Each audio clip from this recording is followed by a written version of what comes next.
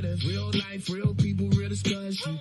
No gimmicks, no made up subjects. It's up to you to maintain a real discussion. Are you real or are you fake or are you buggy? Yeah, news life and beyond. Yeah, we taking you beyond. Listen, everybody saying something. News life and beyond. Mama, do you want a song? Cause I'm really trying to tell you something. Yeah, no. News life and beyond. Real life, real people, real discussion. Different people saying something. Everybody got a story to tell. So tell us, DJ and Adam May. You tell. No. News life and beyond. Real life, real people, real discussion. Different people saying something. Everybody got a story to tell. So tell us, DJ and Adam May. You tell. When you show up to the podcast, make sure your story's straight. Don't be lying on the podcast. Cause news, life, and beyond will set the tone upon your punk ass. Speak about the truth when you invited to the podcast. Yeah, all that lying get you laughed at, or even worse than that, walk the streets and get you clapped at, and it's really not worth it. So really, with a mad that it's not adding up, it's only becoming a backlash. Everybody the toughest in the history speaking, but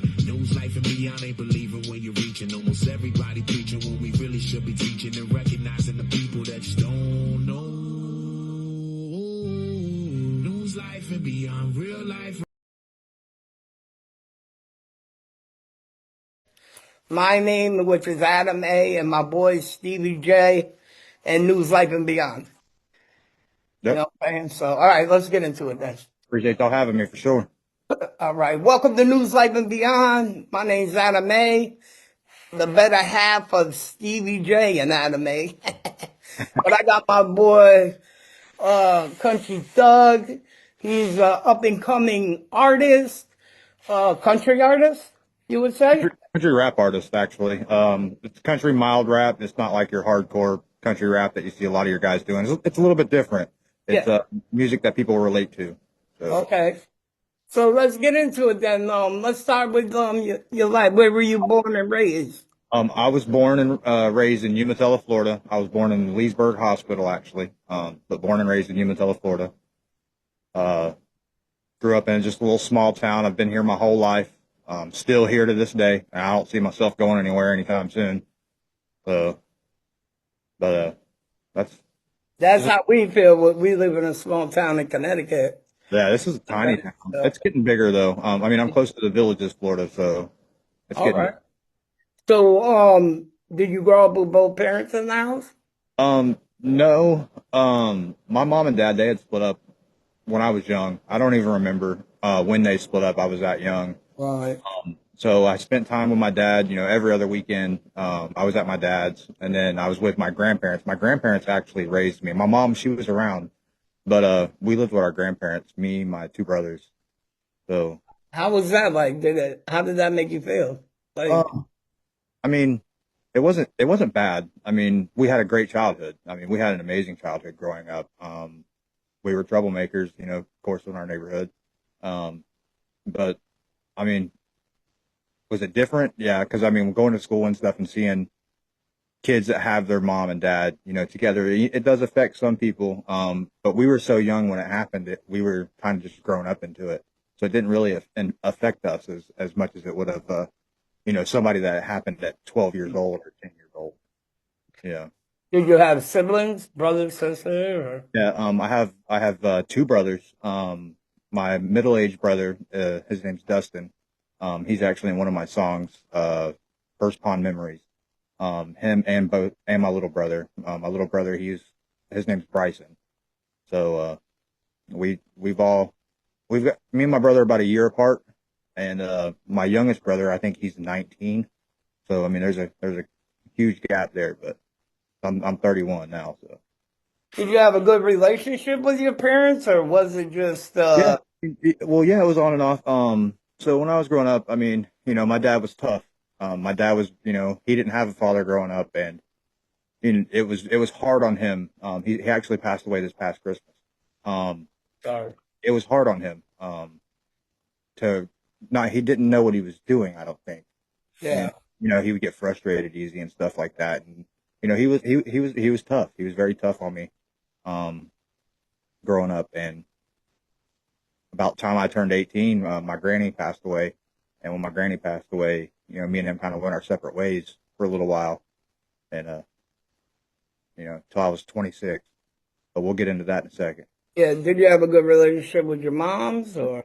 Yeah, yeah. My mom's always loved us and everything. She's always been around. She had a rough life back then. Just be, she had a lot of trouble that she experienced. She did some time, and stuff like that. That's why we were with our grandparents and stuff like that. But I actually stay with my mom now. To be honest with you. Really? Yeah, yeah, yeah. I'm working on till I can get my own house and get out of here. But I got it's an apartment. It's like an apartment on the side of the house. Yeah. Not too bad. I Was pay. your was your mom into drugs or something, or just Yeah, rebel? yeah. She used to be. Yeah, used to be pretty bad, but she's changed. I mean, people can change, just like me. Absolutely, man. Like me. Yeah. I had a We'll get bad. into that in a little bit too. But how did you feel when your mom went to prison? What was that like, being a kid, When not I, really knowing much? You know what I'm saying? And here you are, your dad uh, isn't the best of a dad because he didn't know how to be a dad. yeah, I know what that's like. And your mom now probably love her because boys love their moms. yeah. And your I've mom's all. not here; she's in prison. Yeah. So when I was younger and I knew she was going to prison, we didn't know right away she was going to prison. We had known she went to jail, and when we found out she was going to prison for the time she did, I can't remember if it was. I can't remember how long exactly she did, but it was a long time. Um, she was in there for it was over 7 years. So, Wow. yeah, yeah, that's a story right there. Um, she still tells it to this day, but it was an experience. Not having your mom, and getting letters and stuff because she would send us letters and stuff, and that's what made us emotional. Yeah. Because once she went to prison and all that, they actually brought, DCF and stuff into our lives at a young age, and our grandparents were great, great parents to us. Like they raised us into being men. Me and my younger brothers, um, my middle-aged brother, he was in the army and all that stuff. They raised us right. They took care of us, but her being in prison, it did affect us at that age. I don't know. I was a little older, so I don't remember exactly what age I was when she went, but it did affect us. And then having DCF come into our lives, and I can remember, the DCF worker. His name was I think his name was Jason, and me and my brother, we would set traps for him. That's how much we didn't like him and stuff, coming into our life because he was ruining our playtime. We always have to be at a meeting or something every week because he'd come out and visit us. And we want to play with our friends. And Right. we don't want, when we were young, we don't want to be there. So we always set Right. Right. fishing string across the yard, stuff like that, where you had to walk through the gate.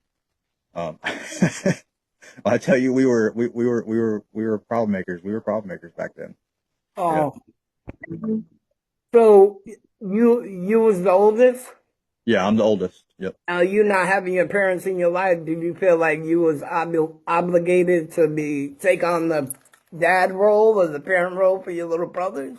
No, so my great grandparents actually took me to help out with all of us Yeah. because me and my younger brother it was just us for a long time until my little brother came along. Like I said, a huge age gap. But no, I lived with my great grandparents and he lived with my grandparents. So, but we lived literally on the same street. Like our whole family lived in this neighborhood. Oh, So it's actually a small town outside of Umatilla. It's in Umatilla still. It's called Sandy Acres. It's where I was born, raised, grew up my whole life. That's where First Pond Memories came about, my song, all that stuff. If you listen to it, like it, there was a retention pond and stuff down the road from our house. That's where we all met up every day. We had ramps built jumping into the retention pond. When it rained, it filled up. We'd go down there and play in it. yeah. Yeah, Oh, we had alligators? a really good childhood. Yeah, they have some alligators down Alligator anyway. I get in the water with him. there. I'm great. Florida boy, I man. don't know about you country boys. It's what happens with Florida, man. We them hurricane boys. How was school for you? Like, did you was you So, a good kid in school or? so I was severely ADHD. I still am to this day. Yeah. Um, so I mean, I had a hard time in school. We started out going to a school in Astatula. My grandma, she worked for the school system. So whatever school she worked at, we pretty much went to. Oh, And cool. yeah, it was a lot easier. We didn't have to ride the bus and nothing like that, Um, so we would go to Astatula through elementary school. And, after Astatula, she went to work at what they call Altoona Elementary. It's a small little charter school. Yep. I think I was second grade, third grade when we left there. And, me and my brother ended up getting Nutella, Elementary. And, we went there for a couple years and we didn't do good there, me or my little brother. So they pulled my little brother out first and put him in the charter school that my grandma worked at. And, eventually they transferred me over, and me and my little brother were actually the only fifth graders in the whole school. Oh. Yeah, at the charter school. We were in a fourth grade class, but we got taught fifth grade material. Which is crazy because we were literally the only fifth graders in the whole school. Yeah. Which, I mean, it was a cool experience. We were the ones that brought fifth grade into that school. Yeah. So, I mean, that was an experience. So what they took your little brother out and you guys were going to different schools now? Yeah, it was only for a couple months, Right. until they figured out, it'd be a lot easier just to get us all there because we all lived in the same neighborhood. Right. We went to school with my grandma every day, and it was just a lot easier. And, our grades jumped drastically. I mean, I went from like a third grade reading level in fourth grade to the fifth grade reading level. Like no other. Altoona School is actually an amazing school. They, for such a small little charter school, they have some really good teachers. Now, is that like a behavioral school or is it just, Nope. It's just a small little charter school outside the district. I think the principal there was Miss Reardon when I went there. I think that was her name, Miss Reardon. Yeah, it was Miss Reardon. My grandma working there for years, she still works there to this day. She's the bus driver and a Title I teacher, I think. I'm not exactly sure, but my son goes there now, actually. So, nice. yep. No, it's just a little school there. That's not a behavioral school, but there ain't many kids there. I mean, it's nice. It gives teachers able to be one-on-one with the students more. I think a smaller school is a lot better, you know what I'm saying? Because I do too. The one-on-one, just like yeah. my son was doing horrible. He's ADHD too, and we put him in that school. I mean, he stays with my grandma during the week and then with me on the weekends. Okay. He's doing amazing. He went from a second grade kindergarten reading level to a third grade reading level in literally in a month. So that's the one-on-one you get when you put your child in a charter school. They're not all that. Especially that one. That was a good one. My son goes to a behavioral school because he has ADHD really bad also and stuff. So I was definitely a bad kid. he has a hard time learning. Yeah. All right, so you guys all went to school together. Was that a good thing for y'all? Because you guys, you losing your mom to the prison, your dad left. Were you guys like a crutch for each other, or? Yeah. I mean, you're gonna have your fights with your brother. I Yeah. mean, me and my brother. I mean, literally in my song. I mean, it states, we fought all the time.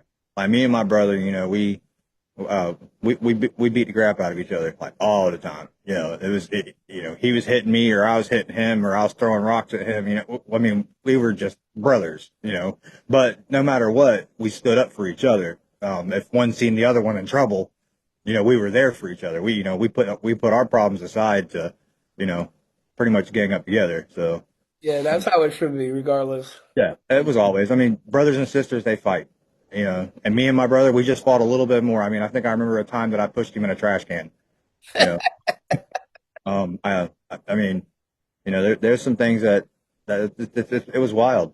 It was wild growing up. We had a good childhood though. Like we had whatever we wanted. I mean, I can't say, we didn't. Our grandparents, we had little mini bikes that we rode around the neighborhood. The little crotch rockets is what they're called. Yeah. They were going like 55 mile an hour, and here me and my little brother are riding around the neighborhood.